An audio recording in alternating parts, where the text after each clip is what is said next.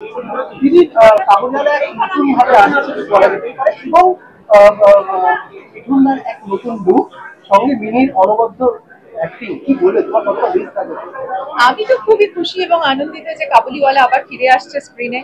আমরা খুব ছোট ছিলাম যখন ছবি বিশ্বাসের কাবুলিওয়ালা হয়েছিল এবং উনিও একদিন খুব শ্রদ্ধেয় অ্যাক্টর, অসাধারণ একটা জিনিস সৃষ্টি হয়েছিল এবং তার মধ্যে টিঙ্কু ঠাকুর অভিনয় করেছিলেন ছোট্ট মিনি, সেটাও সবার মনে দাগ কেটে আছে। আজকে আবার কাবুলিওয়ালা তৈরি হচ্ছে এবং মিনি হচ্ছে আমার মনে হয় বাচ্চাদের মধ্যে সবচেয়ে প্রিয়। I think this is a beautiful Christmas gift আমার মনে হয় এবং এই ক্রিসমাস গিফটটা দারুণ একটা গিফট এলো এসবিএফ এর তরফ থেকে।